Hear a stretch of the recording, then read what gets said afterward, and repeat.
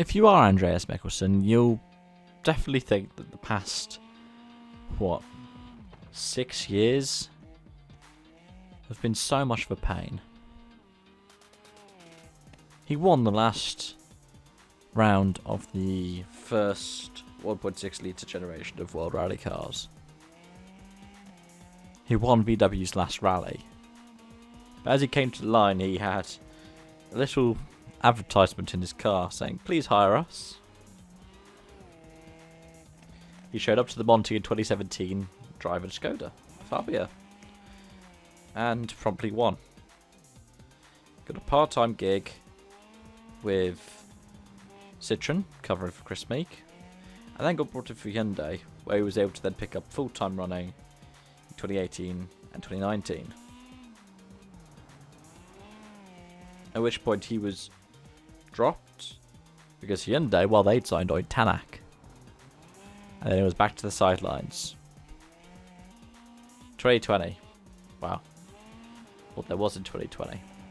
But 2021, much like I think in 2017 as well, he took WRC2. He won the title. And his goal this year, put himself back in that shop window. Now, I would wager that he was probably in with a shout for the last 2 seasons. But something that's not really been talked about. How do we find out that Ford was switching to the Puma for 2022? Wow, it was an interview that Dirtfish did with Andreas Mikkelsen where he accidentally said, there might be a seat in the Puma. Because until then, they were using a Fiesta as a mule. It was a older part of that generation of Ford Rally car, Fiesta. But it was still a Fiesta.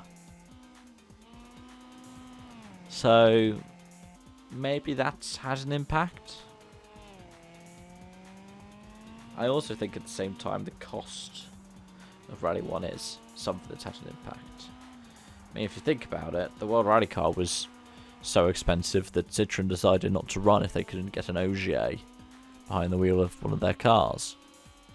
Which Al Lappi ended up at M Sport in 2020. Yeah, in 2020. Because Citroën were paying his contract. And, yeah, the other victims of it are people like Mikkelsen. Because way back when, if you go back to even the early noughties, I mean, Hyundai, they had Schwartz and Loix their lineup in, 02 and 03. Skoda really had a who's who of rallying go through their cars. From Blomqvists to Orioles to Gardemeisters to Crestas to, heck, Jan Kopechki, who we haven't seen on the World Rally scene for a while now.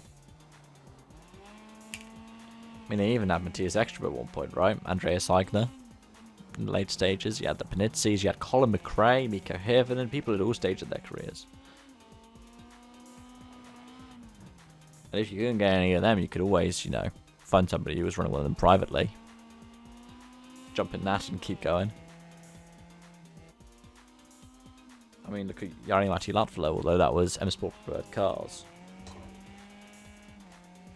Or look at Peter Solberg in 2009 with his own Zara, who was up competing at the front in a car that was way over a generation old at that point.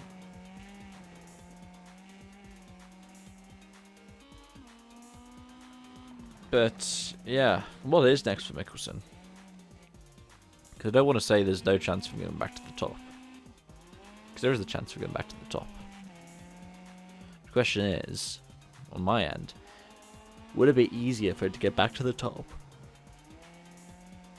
if these things were cheaper? I think the answer is yes. Because right now he's looking at trying to get sponsorship for the full WRC2 season. Anyways, let me know your thoughts in the comment section down below. Thank you so much for watching, and I hope to see you again soon. Bye for now.